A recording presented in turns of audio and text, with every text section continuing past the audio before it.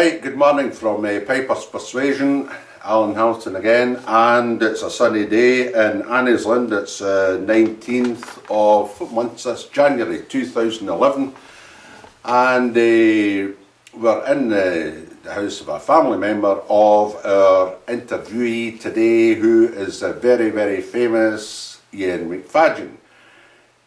The MacFadyen family for at least half a century have predominated piping in Scotland and the world, if you like, the piping world, in a solo piping sense and in other senses. They have been extremely successful as a family, and that they garnered the most gold medals, as far as I know, of any other family in the world. However, I'm quite sure Iain will clarify that or correct me or whatever as we go along. Iain is, of course, the most successful member of that family, and they will go on to discuss the prizes.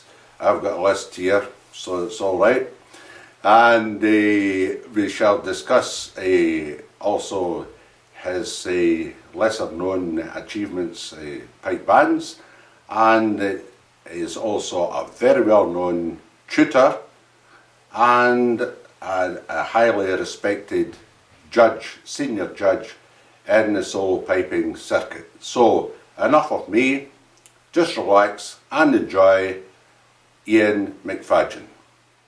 Iain, thanks very much for being interviewed for Pipers'Persuasion this morning, and what we're going to do, just for the viewer, is just could we discuss the origins, how you started piping, what age you started learning, and who taught you?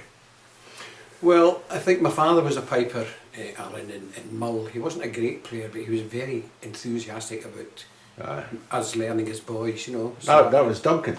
Yes, my father, Duncan MacFadyen. He was from Tyree. He was a harbour master with the Clyde Navigation Trust in Glasgow, you know.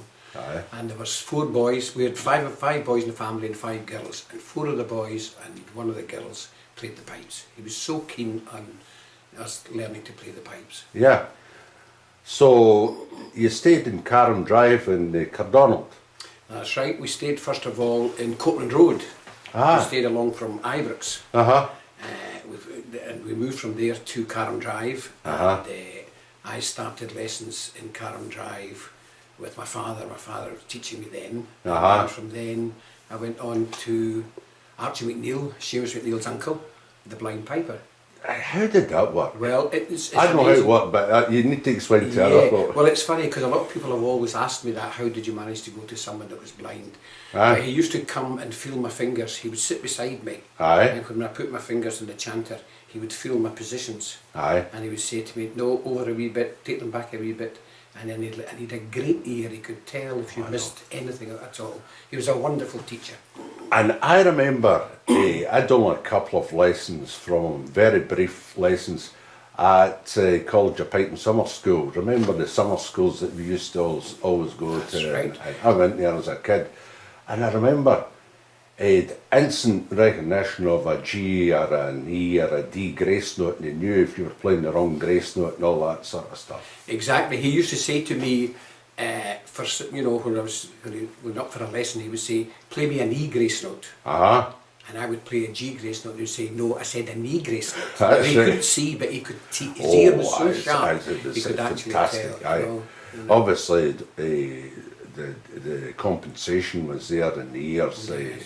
But was he always blind? Or? Well, no, I don't think. The story I heard about Archie was that as a young man, he was at a party or in a house warming or something, and he fell backwards off a chair, and he struck his head on the fireplace. And normally you would cut your head and you would bleed externally, but he bled internally, and it ran into his eyesight and made him blind.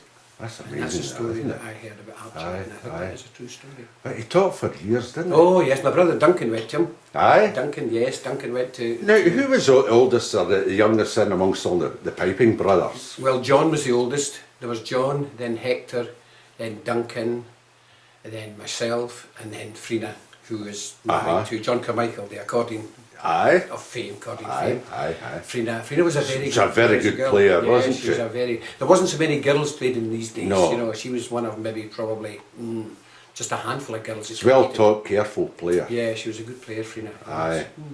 And you mentioned John there. Who taught John initially then? Well, John had several tutors. He went to Willie Gray, the pipe major, ex-pipe major of the Glasgow Police. He went to Willie Gray for a while, and then he went to wee Donald McLean in Partick. Donald McLean, yes, he went to him for a while. And I think he just, then when he was in college and when he came home, he used to go up to Bob Brown and Nickel to build models. So well, he got a lot of people. Very, very solid grounding there. He had good grounding, John. Aye, you know? aye. Yeah. So, and John went on, of course, to win the medals. What was his career in piping? Well, briefly? John, he was a teacher by profession, and he won all the kind of top awards that's in piping today, Alan. He won clasps, he won the Brachtagorum, he won the gold medals. All the competitions were available at that time. John has won them. He had a marvellous set of pipes, didn't he? Yes, he had a great set of McRae drones. Aye. That's what he used to play. I always remember the big predominant silver. It wasn't just a flat ornamentation. No. They were quite heavy made. Yes, they were, That's weren't right. they? My nephew Cameron, John's son, he plays them now. He's got that instrument. That was now. a fabulous instrument. Yes, it was very and good. John gets such a beautiful tone out of them. Yeah. I remember him playing Tower games one time, playing A Kiss of the King's Hand, and what a job, you know. Yeah, that was one of his favourite tunes, I would say. He played that a lot at one time. He was absolutely tremendous, and a very, very strong personality in piping. He was involved in the College of Piping as well, along with Seamus and Tommy Pearson, you know. Yes, he did quite a bit of teaching in the college at that time also. And he taught Mike Cusack. He did, he taught Mike Cusack and Bill Livingston. I think Bill went to John for a while, and Lindsay, the boy Lindsay from America as well. Yes. Can't remember his first name. He was a pupil of John's as well. So John was internationally known as a teacher. John also taught in North America, didn't he? Yeah, I would say John taught more people from North America and Canada than he taught in Scotland. I can't think of anyone that he taught, much in Scotland that one taught me. He taught you. That speaks for itself. Okay, so that was John, gold medals, and very well respected. And then we had Duncan. Duncan, yes. Well, Duncan was my brother Hector. He was next in line to John. He didn't compete much, Hector. He still won a few Hector prizes. Was a very good player. I remember Jock MacDonald in Sky saying that he thought that Hector had the best fingers of all the MacFadyen boys. There you are. I remember him saying that. Did he win any medal? No, he never competed at that level. He won in amateurs, but he didn't play professionally. He went to sea. He was in the Merchant Navy and he was away a lot at that time. So he was the only one that was away from home. So competitions weren't, easy for him to get to. But obviously a very avid interest in the Highland bagpipe. Yeah. And Duncan? Duncan won both medals. Duncan was a very successful competitor, as you know, as well. He competed around all the competitions. He won a lot of wins. Duncan was a very good march player. I always liked Duncan's march playing. A great march. Yeah. Good Piper player. Good Piper player as well. He won both the medals, Oban and Inverness. But I think he was a better march player than anything else. There you are. Yes. Like music. Just Aye. Well, not so much even suspension reels and just his march. I thought he excelled in his march playing. Yes. What kind of bagpipe did he play then? Duncan played a set of Henderson drones, and I'll tell you who they belonged to. They belonged to John McLean that was in Hector McLean, who was in the Scottish Pipers Association. Do you remember him, Alan? Going way back. He was pipe major he worked in Babcock's and Wilcox, and he sold. He was a judge as well, wasn't he? He was a judge. That's right, Hector McLean. Way back in the early 50s. Yes, And Duncan played that bagpipe. A very good set of pipes. I agree. Yes, in fact, it's a boy from Oban now. It's got that Duncan's bagpipe. A boy Dewar. the young boy. I know Dure very well. Dure. No, Aye, Ewan yeah. Dure. Is he playing them Yes, now? he's got Duncan's pipes now. It's amazing, he's It's 6 amazing how they past. go around. Aye. They're in good hands. He's a good young player too. It's marvellous to hear that the good pipes go to good players. That's right. Rather than get wasted. It's nothing worse than a good instrument Yes, getting lost, so to speak. And Frina, she played a lot of amateurs, didn't she? Frina played in all the amateur competitions, and these days the College of Piping, Ortega Street, they used to run a lot of competitions. And Frina played in these. she got taught in the College of Piping. She was taught in the college, and we gave her a hand at home as well. Aye. She got But right very, into very it. keen. And then she got married. Then she got married, yes. She That was married it. to Jonathan Michael, as I said earlier. Yes, I often wonder if she'd still have a tune from time to time. She plays the chanter. I was asking her not so long ago, and she Aye. said, well, I haven't played pipes, but I sometimes play the chanter. Aye. Which you can find her reed, she says, you know. And how did the other members of the family put up all this bagpipes? Well, it's an amazing, but there wasn't the same interest for other things in these days. It was long before computers. And It was 1950s. we're talking about the 50s, 60s, aye, you know, the into 50s the 60s. and 60s. Yes, exactly. And the neighbours in Caram Drive. Oh, there was no problem with the neighbours. In fact, our family were known as, my father was known in Copeland Road as the man that had the boys that played the pipes. Some of them didn't know his name, but they just knew he was the man that had the boys that played the pipes. But you played outside, didn't you? Yeah, we played outside at that And time, yes. Graham, who's doing the camera work, and we were in Penalea, just about a mile away from you. And I'd been frightened to go out into the back garden and play bagpipes, but the fearsome MacFadyens didn't bother. They Well, just there went was out and 10 of us, so we know that we had numbers on our side. It's a big so, gang. A big gang, yeah. So, while all this is going on, did you go to Govan High School? Or what? I went to Govan High, and that's my claim to fame. And I'll tell you who else was in school with me, Norman Gillis. Norrie Gillis went to Govan High School, and I think Andrew Wright. Andrew Wright as well. I think Andrew Wright went to Govan High as well. There you are. Yes, and we were all in the Boys Brigade at the same time. We were in the 168 in Dean Park Church in top of Copeland Road. And we had, apart from maybe the 124, but they came a lot later than the 168. We had a good band as such, you know. Aye. We had 5 or 6 pipers of that kind of quality that were very good. Norrie Gillis, I always remember Norrie's a great piper. I left the college at one point when I was 16 and went to Norrie for lessons. That's right, And I think I was probably Norman's first regular pupil. That's right, And he stayed in Linthaw Drive in Pollock That's at right, that time. Linthaw Drive. And years later, once Alistair had grown up, and that's his boy, Alistair had initially known as Norrie's son.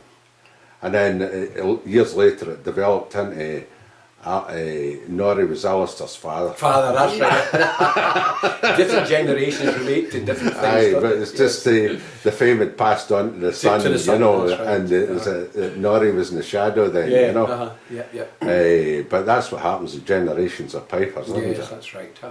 But a great piper, Norrie as well. Norrie was a good player. I think that probably does happen when there's a father and son. I mean, I was a bit like that with my son Ian Neal that came after me to play. You know, people refer to him as, you know, just what you said earlier. Your boy Ian's a smashing player as well. Ian's a very good player. And played with Scottish Power there for many years. And Ian won all the amateur competitions that he could play for at that time. He won Cowell, the under 15 Peabrook when he was 11, which was quite a feat. And he won it in St Andrews. He won a Peabrook competition there, and the first prize was a set of pipes. And Ian got them, a set of Robertson drones. Robertson drones, Still got them to this day. And Ian also took another trait from you, football. He's a bit of football player, and so were you. That's right. Did you both get trials for Rangers, or was it just young? No, I didn't quite get a trial for Rangers. I got a trial for a well-known Glasgow team at that time called Third Lanark. They play up in Cathkin. They're now defunct. But I was actually quite a good footballer. I played in the army team. I played in the battalion in the army, and but my father was very much against us playing football. Oh, aye. There was nothing but pipes. That was That's- all he it's was bad interested for in. pipes. Yes, Aye, I can't have that. but I would love to have been a professional footballer. 'Cause I But really loved football. young Ian, he did the Rangers thing. Yes, for a Ian while, was didn't 2 he? years at Ibrox. Ian was there and he played for Rangers' second team. What position He was it? played centre half. Centre half, I And he thought was that. capped Yeah. twice for Scotland. He played against Northern Ireland and Southern Ireland. And he's got his 2 Scottish caps. And none of the two you play football now? Pardon? None of the two of you play No, football well, now? Ian plays indoor football, you know, Aye, not aye, so much outdoor, aye, you know, aye, 'cause he's aye. a bit busy with his work. But he was a very good footballer. He was very good. So- Walter Smith was very impressed when he was at Ibrox. Aye. And soon, it was actually Graham Souness that signed him. Well, there you are, eh? That's amazing, that, isn't it? So, you're growing up, obviously you've moved on from the blind piper, Archie. Who taught you after that? I went to, he'd just come out of the army at that time, Pipe Major Peter Bain. And he was a very good player, Peter, as you know, and he stayed up in Lamb Hill. And he started taking pupils. And myself and Norman Gillis went to Peter. You went to Peter as well, didn't you? Well, I know the girls as well. Aye. Yes, there seems to be something about this circle here. So- I went to Peter Bain and I was with Aye. Peter for 2 or 3 years. Aye. And he was a good teacher, Peter. Aye, Very good aye. teacher. And at the same time I was going to Roddy MacDonald in Partick. I went to Roddy for Pipers'Persuasion. Aye. Peter was more light music, but Roddy, I got a lot of people playing from Roddy. Did you go to Peter MacLeod at all? No, I never went to Peter. My brother John, funny enough, I didn't say earlier on, I think he went to Peter MacLeod for a short time. Aye, But because it was Noddy mostly Gillis Donald. went to Peter Aye, MacLeod that's as well. right. He was over in Exeter Drive in Aye. Partick. That's right. Palmer's a bit No, I a never- wild man. I think so. I remember him fine, but I never Aye. went to him as a pupil. Aye, no. aye, aye. But so great, and really did that cap after Peter? Yeah, I think so. You know, from Peter, well, I was going to Peter Bain right up till I was probably about 16, and then I turned professional and started playing in open competitions. And of course you'd all the piping going on in the house as Oh, well, yes. and you'd all be Well, talking to one another about tunes, so yeah. it wasn't as if you were working in isolation Oh, there, you not know. at all. No, The no. whole family. And Glasgow was a very thriving city for piping, and it is today, Yes. but even these days it was. Yeah. I mean, there's Scottish Pipers Association, Uh-huh. and Bobby Reid was the president, Right. my father, and you know, Archie McNabb was in Glasgow at the time. There was a lot of pipers in Glasgow. Aye, and as you say, the Pipers Club was on at the Hermless Institute every Saturday night. Every Saturday night. And you'd go along there, play a tune and be helped along if you needed it. That's and right. All that sort of if you stuff. played a P-Rook and anything went wrong, Bobby Reid would come and speak to you about it. Aye. I went to Bobby for a wee while as well. Uh-huh, to uh-huh. Bobby Reid, yeah. How did you find him? He was a very quiet person. Aye. You know, he wasn't awful. He wouldn't give you a row, but he would tell you, but he didn't, Aye. you know. Difficult to communicate. Yes, I Aye. didn't find him, Bobby, just... but he was a good teacher, he was a good player, as you know, without me Aye. telling you. Oh, aye, He was aye. an excellent P-Rook player. I heard him playing at the club many times, and wonderful. Favourite tune, Mary's Praise? Mary's Praise, wonderful Yeah, set of absolutely, pipes, yeah. wonderful instrument Uh-huh. as well, solid silver Yes, bagpipe. aye, aye. And what about your own bagpipe? What? Well, I've played several bagpipe. The bagpipes that I've probably won most of my prizes with are a set of Hardy bagpipes. I've got the first set that Bob made Uh-huh. in 1947. And how were they mounted? They were silver, they're nickel silver and ivory. Uh-huh, okay. And that's the bagpipe that I've won most of my prizes with. I also have a set of McDougall drones, which I play. But I would say my Hardy bagpipe. Aye, very quiet, the McDougall's. No, nah, they're more for inside than outside. I always get that impression. And you to watch the matching a chanter against Yeah, it as well, didn't you? What chanter did you play at that time? Hardy.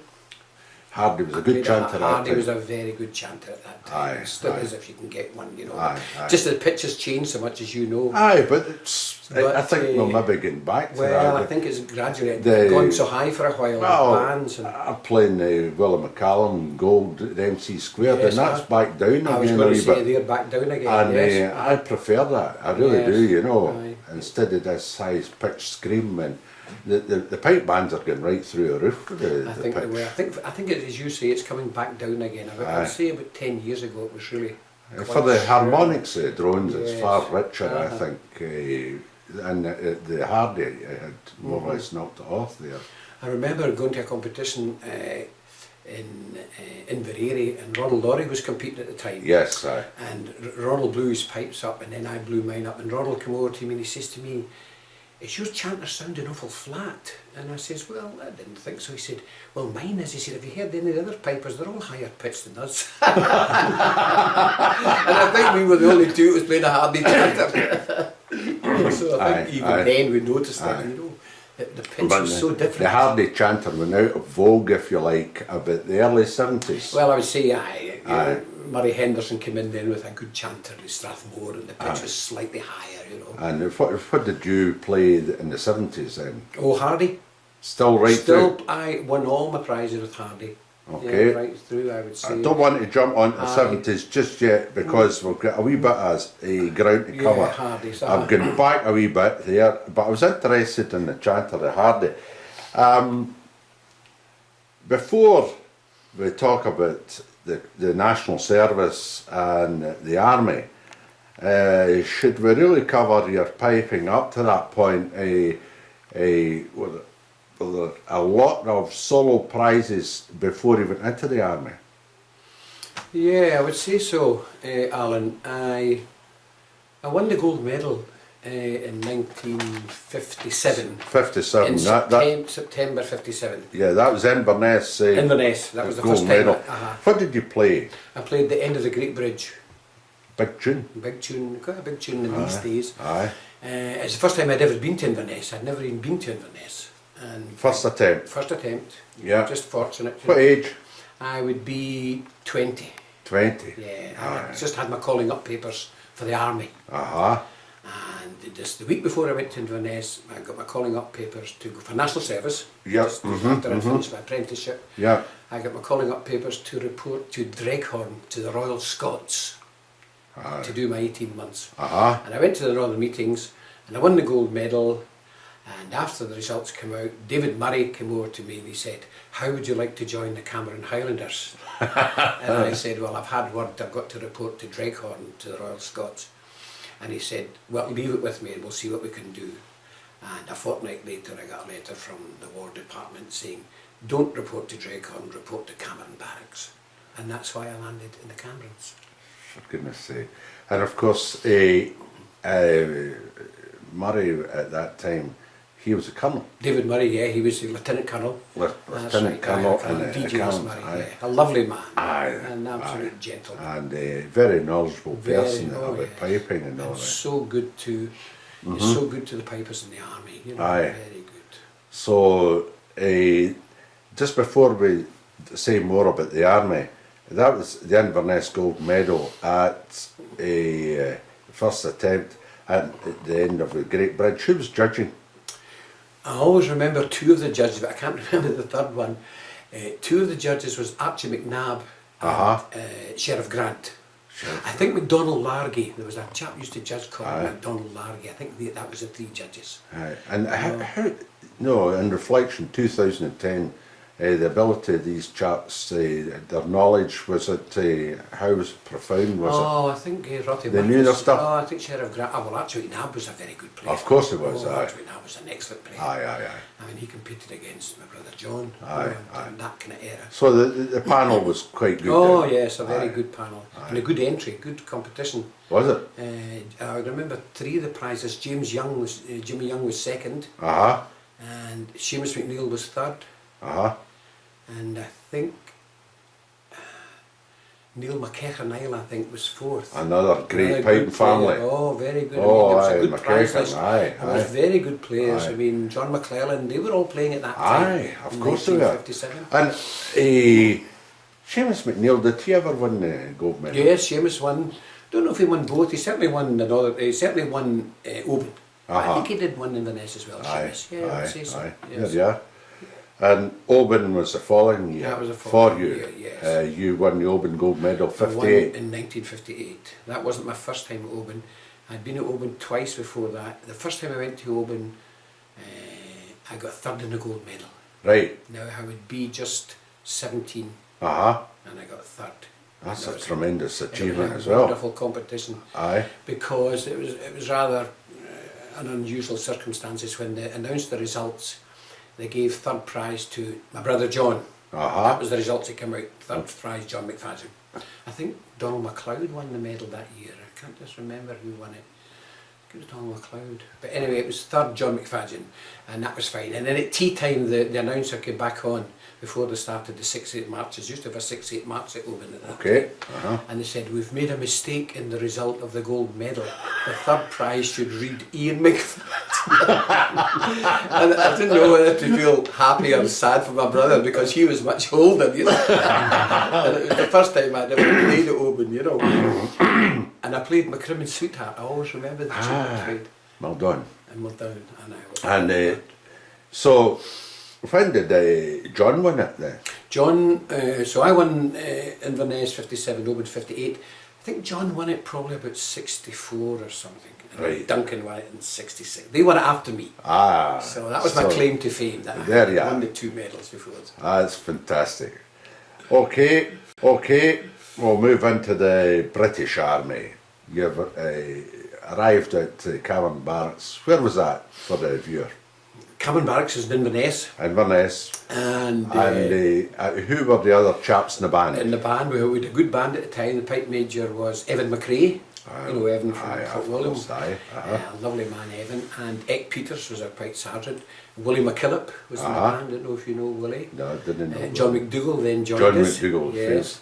that's your friend John, eh? John, yes. So we had a very good, band by Army standards then. Yes, you know. yes. A very good band.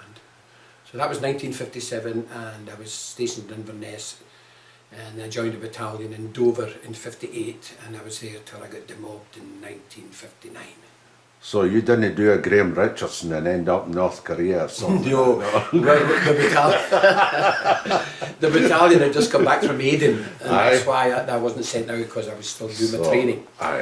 But the battalion had been in Aden in 1958. They came back to Dover, and I joined the battalion from Inverness. So with you being in mainland UK for the duration of your service, and no doubt David Murray would look after you and you'd be going round the games.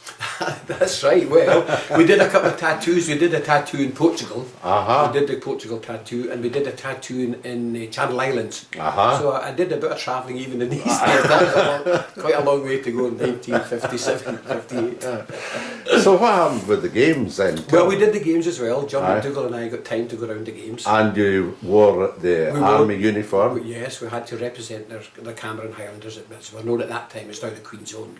And did you play, what was the nature of your uniform? Describe a uniform that you competed in. Just battle dress top. The khaki battle dress. Yes, khaki battle dress. Glengarry, Cameron badge, and Cameron tartan, which was known as Cameron Nera. It was known as a corned beef tartan because it had the yellow and red stripes. You'll not maybe remember the corned beef.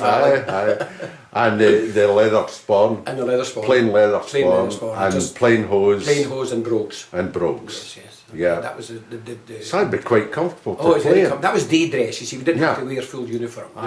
So that was good. Yeah. And you pack your haversack and just go around the games. Just round the games. How many games did you maybe Well, there wasn't as many games in these days, but there was Oban, Inverness, there was Luss, there was games at Ochterarder in these days, there was Arisig, there was Morer, just nearly most of the games that are today, Alan. I remember I was 16 and at the College of Pipe in summer school at Tobermory during the time of the Tobermory games. That's right. And you and John turned up That's there. Right, that's right, Tobermory.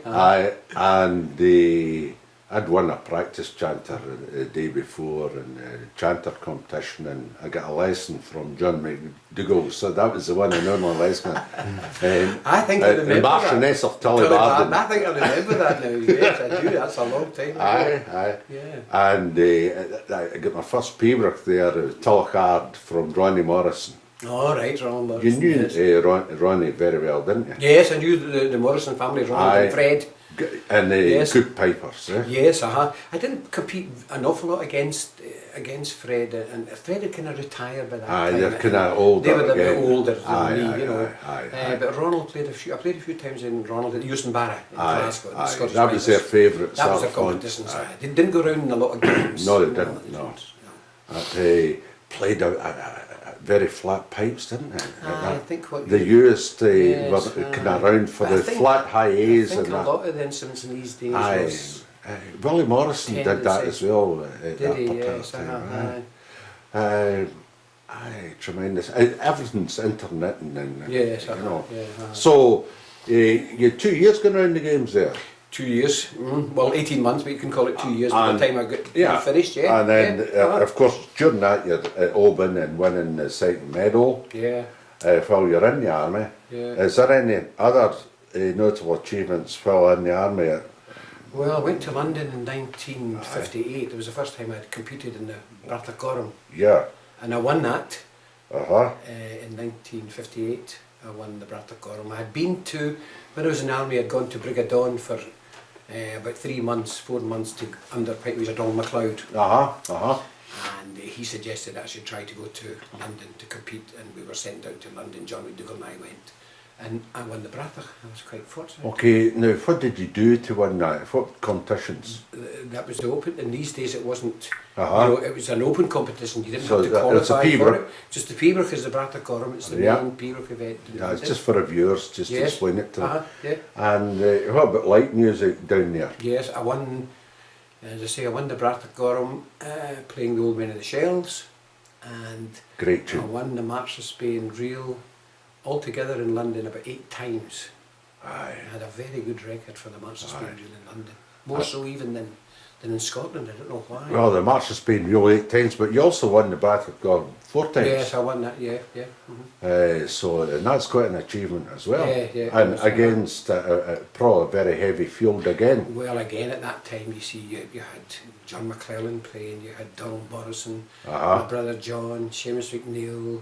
You had all the Aye. good players. you Good know. players, I was aye. just so lucky. You know, So- just played well in the day, and you know. Well, again, I said this to somebody the other day there, you make your own luck in piping, and you must have practiced a lot. And to explain your practice regime at that time, could you do that? Yeah.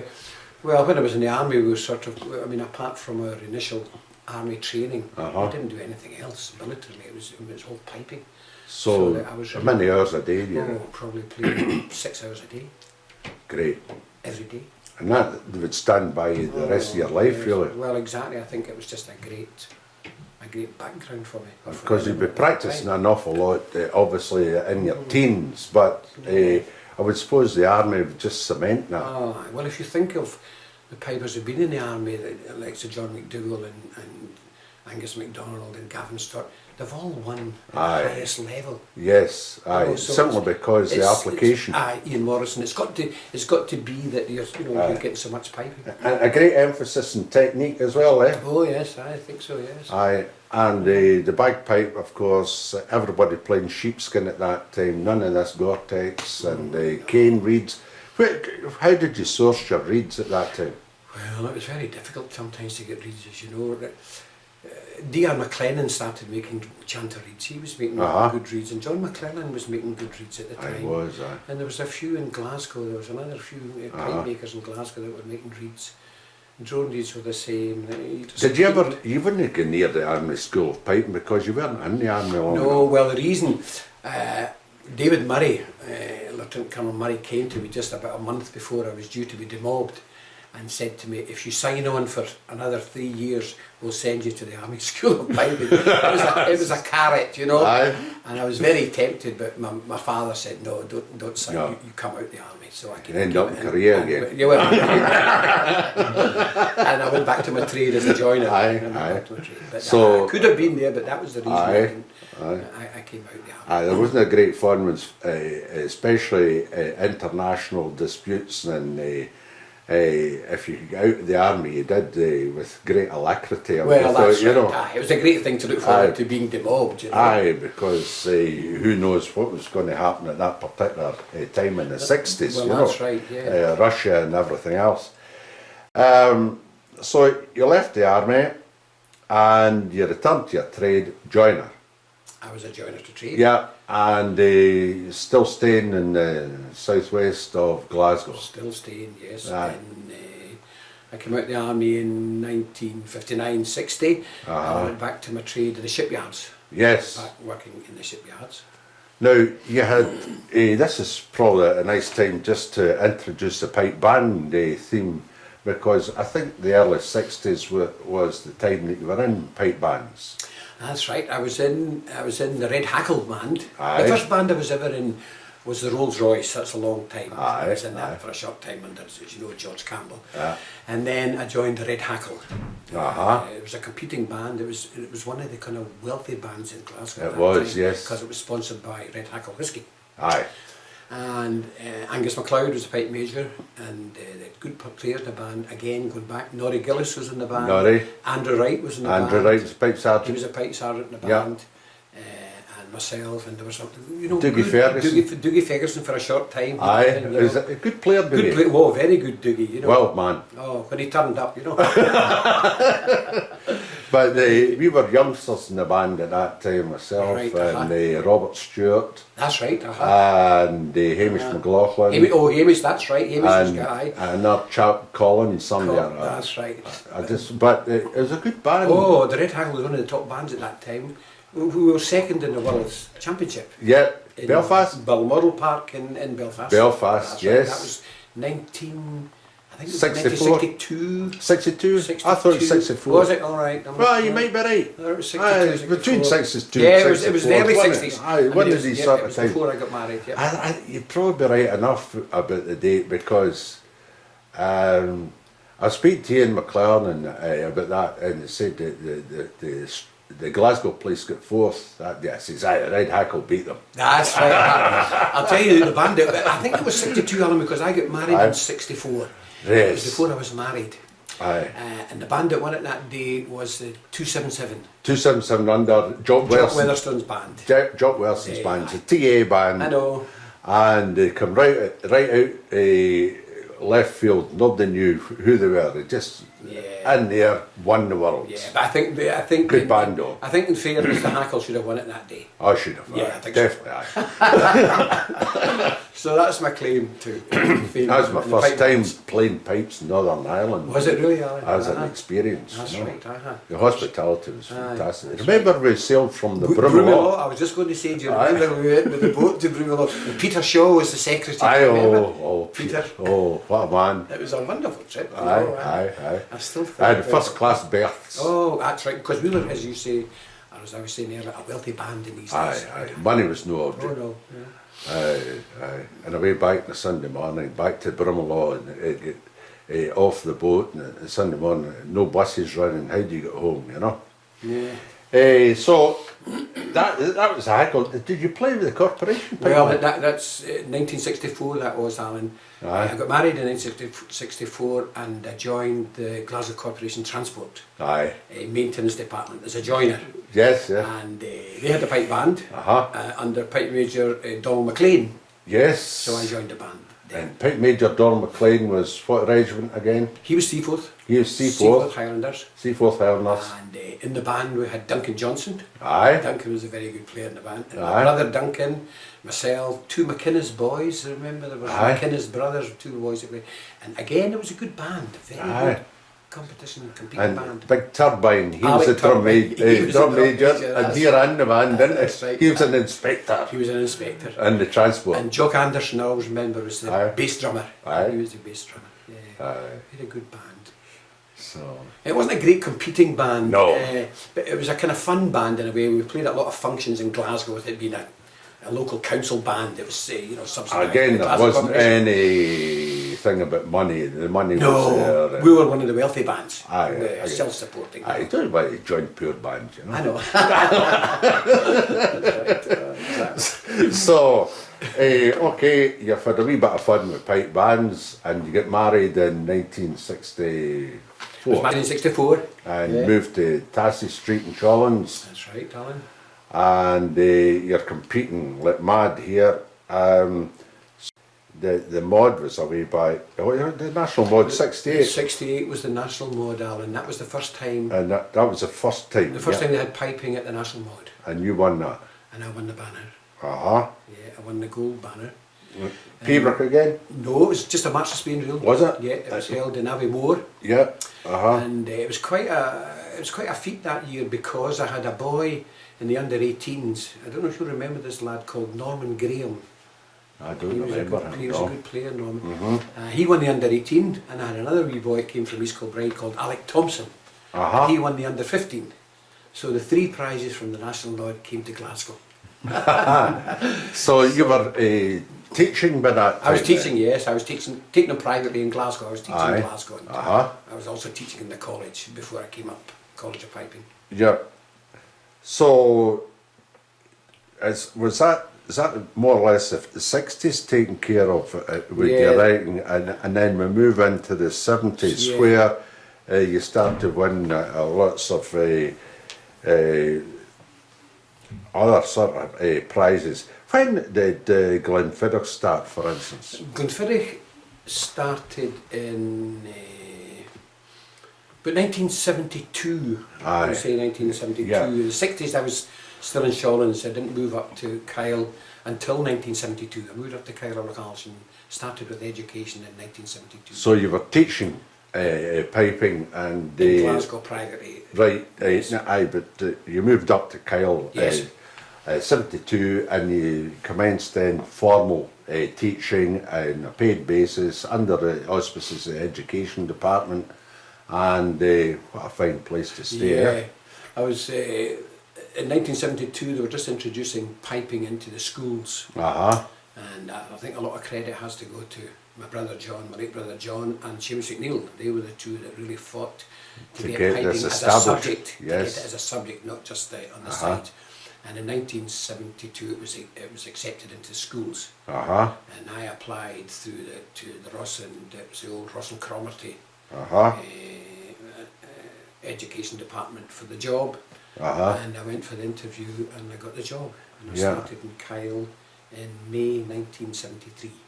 And you bought a house up there I built a house in there in Uh-huh. Kyle. in Kyle. In Kyle on a Aye. house, and I've been And you had a wee bed and breakfast we did going bed as and well. breakfast. Karen, my daughter, she was just 5, so she did most of her schooling. Well, she did all her schooling in Kyle, maybe just a couple of months in Glasgow. And Ian, my son Ian, was only 5 months when we moved to Kyle, so he's done all his schooling in Kyle. Never mentioned your good lady in the Highland dancing. Tell us Oh, about that's that. right, Eleanor. Well, I was coming to that. But Eleanor was teaching the dancing when we went to Kyle. She was a good She dancer, was a good dancer, yes. and Eleanor did. won a lot of prizes. Yeah, she did. Tell us She- about that. Well, she used to compete a lot at Cowell. I think that was the main games for Highland dancers Still these is, days. Probably really, still is, you know. yeah, Although she yeah. went to some of the other games around Fife, Cooper and different. Uh-huh. But she won the best dressed in dancing, the best dressed dancer at Cowell. Uh-huh. And her outfit was by McPherson of Edinburgh, who was outfitters at that time. Hugh Aye. McPherson, I don't know if you remember. Yeah, yeah. But Eleanor taught dancing for, So is since that I how began. you met Eleanor? That's how I met Eleanor, because it was 1962. I went through to Edinburgh to play for dancers, and Uh-huh. Eleanor was one of the teachers there, Yeah. and that's when I met Eleanor. Oh, well, there you are. Love at first And sight. from then it was all downhill. Oh, you mentioned playing for dancers. How did you find that? I love playing for dancers. Did you? Yes, I did. I really, and Ah. because it's not every piper that can play for dancers. No, And, sir. and I used to often think, and years later, I used to always think that helped me quite a lot in my sustained reel playing, because I used to win quite a lot of sustained reels, and it was because I was, I kept tempo down. For the Very, dancers. very rigorous. Oh, terrible. But as you say, we're on the subject. Describe a good suspect to me. It's suspect playing. Where is the emphasis there? On the first note, I would say. Okay. So it's you got the Aye. full beats in the sustain. Yeah, It's yeah. your first and third, I would say. Uh-huh. Uh-huh.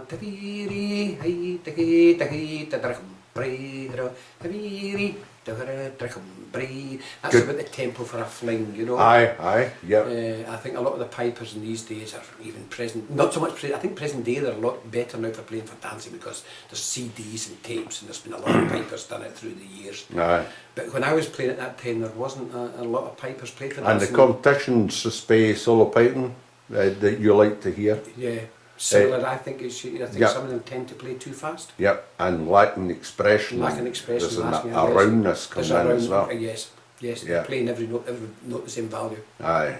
which I don't think is, well, it's not my type of No, play. no. It's And not it's for me. important that folk take cognizance of that because there's people out there in isolation will be watching this and saying, how do you play a suspect, you know? Exactly, yes. So that's maybe a wee tip for them, you know. Yeah. So that's Eleanor, and she taught dancing. Did she teach dancing up in Kyle as well? Yeah, Eleanor started a dancing class in Kyle. Oh Okay. yes. She was just taking pupils privately, in the local village hall. Okay. And she taught for years there. That's Yes, tremendous. She taught a lot of So- dance. She taught my daughter Karen to dance Can you remember any good pipers he taught in Kyle? and Kyle. Oh yes, there's a lot of good players. Aye. The Walker brothers were up there. that's Gavin right. Walker. I started Gavin and Neil Aye. Walker. Their father was the banker in Kyle, and they both came to me, and they were both very good players, and they've turned out good players, as you know. Aye. Well, Iain MacFadyen, who Aye. won the gold medalist, came to me from Inverness for lessons, Uh-huh.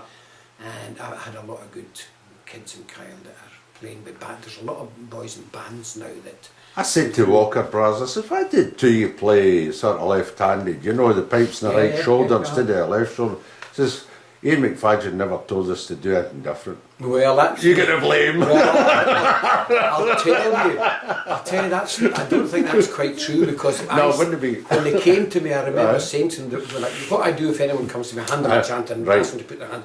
And when they put their hands on that, they just tried the scale, and I said, "Go home and try. Come back and tell me if you think it should be the other way around. Tell me what you think about it." Aye. And of course, they went away and they came back. He said, "No, I like it this way." And I Aye. spoke to their parents about it. Aye. And then, of course, that was Gavin. And then when the younger one started, he just copied his brother. Aye. Yeah. That's But what there's I- nothing, I mean, they're both very good Oh, players, as excellent. you know. There's Aye. nothing wrong Well, with playing. a couple of years ago in Strathclyde Police Pipe Band, we had 5 players playing the right shoulder. Oh, yes. You know, absolutely so makes no difference. No difference whatsoever. None whatsoever. And you mentioned the Pipe Major Donald McLean about 5 minutes ago. He was a chap that played pipes in the left shoulder, but the hands upside down, if you like. Yes, I think if you're going to play with your left hand, with your right hand in top, then you must have the bag under that arm. Aye. You cannot have the bag under Aye. your bottom hand. Aye. Willie Morrison. Yes, but I don't think. I think he did swapped that. hands. He swapped round. He yeah, swapped swapped. hands as well. Aye. Because I mean, a lot of work's done with your bottom hand, and if Aye. you've got a bag underneath it, you can't do burls and grace notes. I don't think the same. No, but if it's your top hand, it doesn't matter. So Ewan McCrimmon and the other chaps that you taught up in Kyle as well, well. young Neil Stewart had been, I gave Neil a hand there just, and he won the gold medal a couple of years back. Meanwhile, you're still competing, and we mentioned the Glenfiddich. You did 16 years in the trot at Glenfiddich. You played 16 years in succession. You were invited, which has got to be a record of some description, recognition, and you won 4 of them. That's right, yeah. Aye. I think Hugh McCallum and myself were the 2 pipers that qualified every year Aye. while we were competing for Glenfiddich, and it probably was a record at that time. Aye. I don't think, even present day, I think so. I Yeah. don't think to qualify 16 years in succession was a tremendous feat, and they didn't have as many qualification competitions maybe then as they do now. Yes. Aye. Because there was one year, I can't remember what year it would it maybe be in the 70s, and I think I had won about 4 of the competitions that qualified you. So Aye, it was the seconds that got the through. Yeah. So, but now I think they've got more qualification competitions Aye. for Glenfiddich.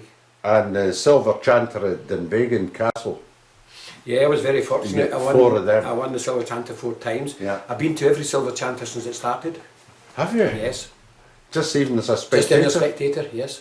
So you Yes, I was obviously enjoyed it, but that was your brother again that got that Again, started. John and Seamus McNeil. I get that They got started. up and running in 19... What's the story about that? Well, I think it was about 1962, 64. Uh-huh. And himself and Dame Flora MacLeod, who was the Aye. clan chief at the time, Yeah. spoke about trying to get the Silver Chanter, the history of the Silver Chanter started. And that was in Dunvegan In Castle, Dunvegan Isle of Skye. Isle of Skye. They got it up and running, and Yeah. it was invitation. And in these days, they used to invite about 10 pipers, 10 players.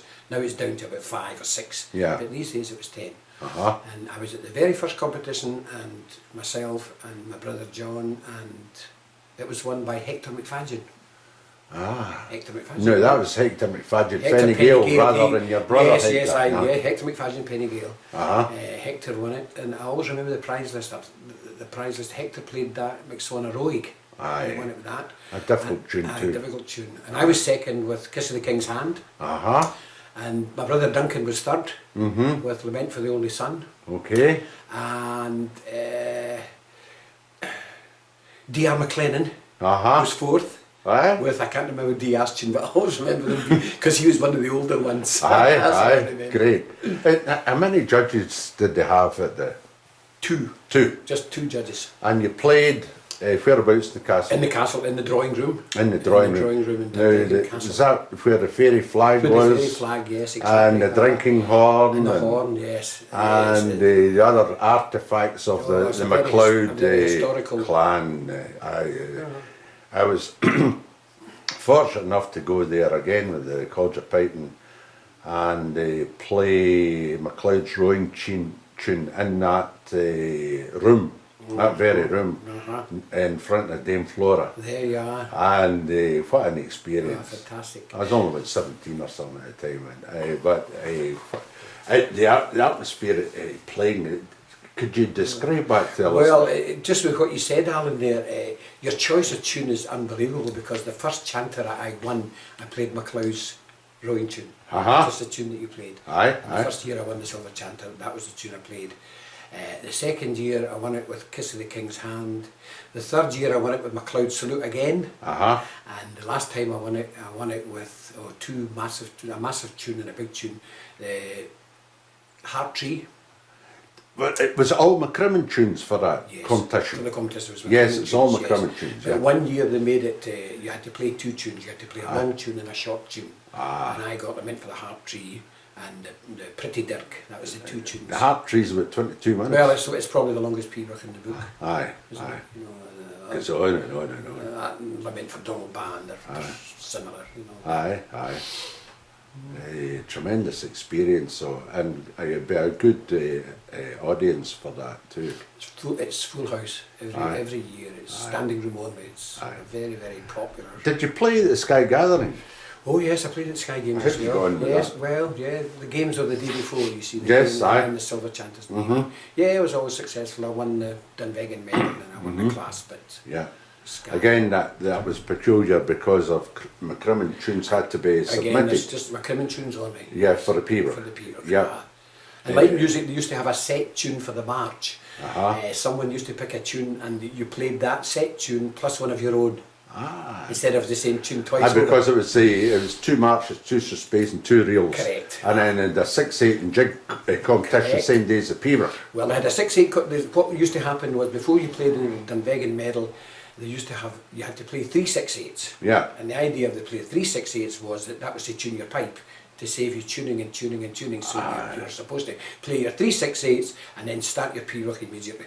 So that was 2 So it competitions. was 2 competitions. Well, it was a 6/8 competition as well. Aye, aye. Yeah, That's an excellent idea, mind. Yeah, it was a good idea. And But the only problem was some pipers would go on and take 10 minutes to tune their pipes for the 6/8, so it defeated the whole purpose. So you were in the Sky Gathering Hall till 2 in the morning, aye, instead of 11 o'clock at night. the name of the wee man, you know. Aye, exactly. So, and we mentioned a while ago about the Inverness Gold Medal, but you won the MSR at Inverness 5 or 6 times. No, I didn't. No. I know. I won the march at Inverness, yes, and, Uh-huh. and I won the former winners. The march has been real, yes. I won Yeah. the Inverness as well. Clasp. I won the clasp as well. I won the clasp. I won all the major competitions, Alan. So I've Aye. been very fortunate. Aye. I had a fortunate life in prizes and piping. So, that took you through to, when did you stop competing in the... The last one was, I played, I think, in Glenfiddich in 1980, 87, 88. I think 87 was the last time I won Glenfiddich. Quite a long... So it's quite a long time. Aye, really, yeah. Yeah. It was 20 odd years you were 20 years, competing. yeah, that's right. Well, I played for over 30 years. I competed from, Aye. say, the 50s right up till the And 80s. that bagpipe kept you going right through? Yeah, I played that most of the time. My Hardy bagpipe plus my McDougall. I got a lovely set of McDougall drones. Alan Beaton got them for me, Yeah. my Uncle Alan. Aye. Is that he was Tobermory? Tobermory. Aye, aye. And he was it's quite an interesting story, Alan. He was the clerk of works for the Argyll County Council. And he was in Mull one day, Yeah. and he was emptying out an old farmhouse where the man of the house had died. And the woman was burning a lot of stuff out the house. And he went outside, and here, lying on top of the fire, was a set of drones. My goodness. No bag, no chanter, nothing, just the 3 sticks. Aye. And that's the McDougall drones that I've got. So he managed to rescue them off the Rescued fire. him off the fire, and he asked the woman what she wanted for him, and he gave her £10, a £10 note. But man, that was quite a lot in the 50s. So that's the story. Of Aye. pipe, yeah. Well, it reminds me, I paid a Gurkha £25 for my silver and ivory head, Well, 1914 Henderson's. Well, there you are. It's just fantastic, isn't it? £10. It would have been more if it had been a bag. We didn't wear a mask when we were doing that. Oh, I know, exactly. Aye. So that's the What much of the McDougall's worth now, you get it? It just, a bagpipe is just worth what someone wants to pay for it. I you know, know, I it know, depends. But you're You talking can pick up thousands, aren't you? You're talking, aye, literally. And I think a lot's got to do with maybe the history of the pipe, what it's won, Aye. who's had it. Aye. It's got a lot to do with it Yeah, as well. yeah. If it's been a successful And of course, the prize condition winner, and everything else. Yes, aye. And the condition, yeah. Aye, aye, aye. Did you play the Hardy with the McDougall's as well? Yeah, played them both. Yeah, Played them. yeah.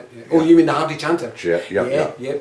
And then I went on to, well, latterly, just in the sort of maybe the 80s, 70s, not 70s, probably 80s, I played a nail chanter. Yeah. Because everybody was doing that. Everybody's at doing that it time. then, yes. Yeah, Oh, yeah. I won a few Glenfiddichs with a nail chanter. Then you went on to judging. Yes. And how did you get into that? Well, I think it's just something that follows suit. Yeah. If you've played at a good level at the time, Aye, and you're confident that you can sit and pass on a wee bit of knowledge and sit and judge fairly. Aye, yes. And I applied to become on the judges list, and I was accepted. Aye. And you've been there ever since? I've been there since. Aye. And what did you judge this year? This year I judged the Open Pibroch at Oban, and I judged the gold medal at the Northern Meetings. So you're still current with all the pipers, and how do you feel the standard is with, say, March of Spain Rio playing now as it was in the 60s? Is that difficult to compare? I don't know. I think the tempo's gone. I think the tempo's gone up a bit. The pace of marches are slightly faster than what they were in my day. Okay. But I think there's a lot of the music missed out them. I think maybe it's just an age thing. People will say, well, it's an age thing. The older you are, you always think pipers were better in your day. But I honestly do. I think they were. With a few exceptions. You think of great march players. Oh, I mean... I think of Ronnie Laurie playing, wild abandon, but there was music there. There was Mickey Mackay, John McClellan was Jimmy Young was a great... Jimmy Young was a very good march player. A march player on, guys. And great instrument as well. Jimmy had a wonderful instrument. Yeah, wonderful. There was John McDougall was a good march player. Aye. Right, John the march player. Hugh McCallum. It's a lot of good players. So how can you... I know it's difficult, but can you describe how to play a good march? I don't know if you... If it's a set of pipes here, just get you play one. Well, I could play one for you in the practice chanter if I had it. I don't know if you can say how. I think you have to just put the music into it. I think you have to make sure that it's that your notes are not all running one after the other. You know, Yeah. there's So it's got to have a flow. it's got to have a flow. It's got to have a melody. You know, Aye. and it's rather than And the phrasing's and the got to be phrasing's there. got to be there. But It's not got- overemphasised. No, and it's got to be consistent. I mean, Yes. wherever you get that one phrase in the first part, you can't change it if it comes into the last part. It's got to Yeah. be consistent. Yeah, you know. yeah. So there's a consistency and a A flow consistency right and a through. flow right through the whole thing. And yes. maintaining a reasonable tempo without pushing. Without, not too fast and not too slow. Just in the And centre. we've covered this display earlier. The Yes. reels, how do The you reels- like reels well, I like- pointed no, or I round? like them pointed. I like them pointed, I aye. don't like them too. Aye. I know people.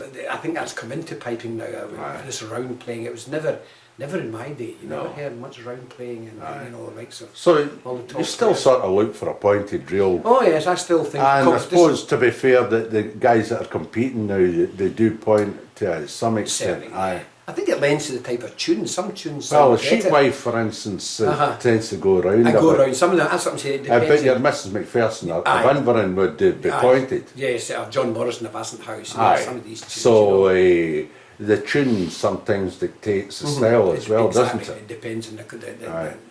build up of the tune. Yeah. And you listen to Pipers'Persuasion. Have you got any particular criticism or tips regarding the youngsters starting out and playing? I know we're going on to the internet tuition, which is vastly improving the tuition situation for people abroad. Yes. But heretofore, folk were picking up Pipers'Persuasion books and just looking at the book, memorised the tune, going up playing it, you know. Yeah. Is there any particular tips about the Well, expression? Or? Someone once said to me that you can't learn Pipers'Persuasion by just looking at the book. Mm-hmm. Someone told me that once, and I Yeah. think it's true. Yeah. Because I've given it to a student or to someone I'm teaching, and I say to them, "Play that for me," without saying a word to them. Yeah. And they'll play it as it's written. Aye, And aye. you cannot play a Pipers'Persuasion No, as it's and written. it's nothing. And I mean, it's like saying how long is a long note. Yeah. It's the discretion of the performer, isn't Aye. it? You know, so you cannot play. You know, and that's why sometimes. I remember Jimmy McIntosh suggesting this a long time away that they should take bar lines away and take staff notation away Yes. from Pipers'Persuasion playing, and it would be a lot better. Yeah, and Bennis's Vinicius Borrering is did an that to some example. extent. To some extent, yes, Yeah. exactly. And that quite successful with Successful, that because yes, it put it into phrases. Into phrases to it was Roddy Ross, yes. Which I think is a very successful way of Yes. doing it. Well, I do that if I'm teaching kids, even from Pipers'Persuasion Yeah. Society. I say to them, forget about the bar lines, forget about the time signals. Yeah. This is, what, So there's no rhythmic touch to the Pipers'Persuasion at all, as far as you're concerned. no, I don't think so. No. No. And I think you it's don't a- beat your feet No. in the little latter No. parts of the tune. No, I remember Seamus McNeill once saying he saw someone beating his foot to a Pipers'Persuasion, and he said, if you beat your foot to the Pipers'Persuasion, you should have a drummer with you. Of course, then we've got the pipe bands like Fraser Well, Hellners that's right, who played the drums along with the Was it Mary McLeod? No? say No, it was the the Flaming Wrath. Yeah, Patrick Cougar, that's right. Aye. But I don't think it'll take on. No, I don't think so. Okay, I don't think so. so I think we've covered a fair gamut here today. And is there any sort of wee tip just in the passing before we finish up that you'd like to pass on to the likes of the beginner or whatever? Well, I think, not because I'm teaching there, but I think the music school that is on the go just now for piping and all instruments, traditional instruments, the National Centre of Excellence in Plockton Uh-huh. is a good place for anyone to go, because Yes. they cover all aspects of traditional music. Yes. The piping there, and it's Dougie Pincock is the Uh-huh. director there. Have you Yeah. heard of it, Alan? Yes, I have. It's a very Yes. successful school. And it allows people to get into the idiom Well, of, that's it, of, traditional music. of you see. music. And you don't just go as the piper, you have a first choice and second choice instrument, and you go through all the instruments. If you're there for Yeah. 4 years, you will play nearly 4 or 5 instruments, Yes. which I think is wonderful now. Kids are so talented, it's the instruments they can play. And you're taking us back, and it's a lovely finishing point. What you're trying to do is express music, Exactly. and we sometimes lose sight of that, don't That's we? it, aye. I think that people just, you know, if you play a bagpipe, they think that's all. Aye. I used to be like that maybe at one time, but I've certainly changed my views on it now. Yeah, yeah. I love to listen to accordion and traditional music now. Aye. And the school's been up and running for 10 years and it's very successful. Thanks very much, Ian, for your time today, for Pipers'Persuasion, and all the best. It's very kind. Thank you. Thank you very much, Alan. That's right.